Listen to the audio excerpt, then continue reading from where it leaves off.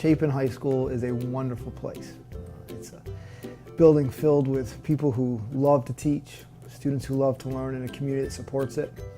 And having experienced it years ago, it was an honor to even be considered to come back. And when they asked me to, I felt blessed beyond belief. And so it's an easy decision to come be the principal at Chapin High School.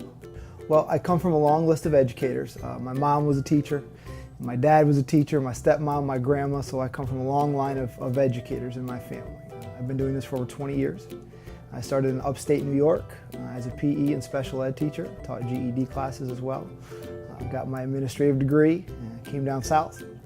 I've been here in this district now.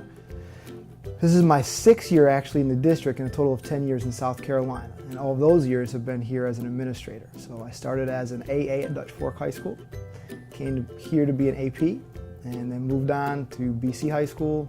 I was a principal at Edisto High School, and then I got to come back here this year. In general, people in this area particularly are so kind, are so generous, are so welcoming, and that's one of the reasons I stayed. You don't grow up in upstate New York and pick Columbia or Chapin, South Carolina as a place, that's where I want to end up.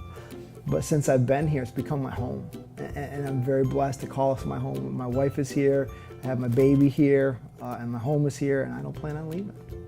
I've been lucky enough where I've had kids just walk in my door and say hi and introduce themselves, and they've been very accepting. You know, you follow somebody like Dr. Ross, people are really going to be standing back and looking to see and questioning, but very quickly kids, I think, came and introduced themselves and welcomed me and made me feel like I was valued here. And so they're absolutely my favorite part of being here. And I think that when you put students first, you make a great district. And so I love Dr. Melton and her focus on students and relationships.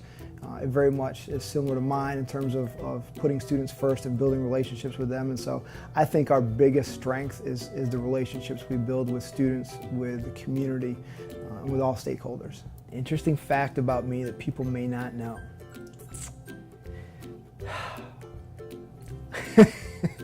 I was the lead in my high school musical.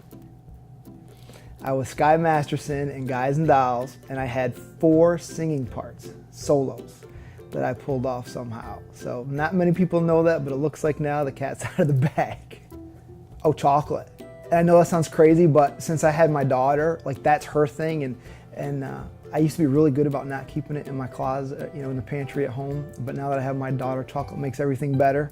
And so when I give her a piece, I get a piece, and next thing you know, we've gone through half a bag of Kit Kats. You know, I don't like being number 2 in anything, and so my goal is to be number 1, whether it's EOC scores, whether it's AP scores, or graduation rate. I mean, the ultimate goal is to be first in all of those categories. So I want to see growth, but ultimately I want to see that number 1 next to our name. I'm not a big program and policy person. I'm about people and relationships. And so when I walk out this door, whether it's in 5 years or 10 years or whenever, if people say he truly cared about people and about kids, I think that if I could pick my legacy, that would be it.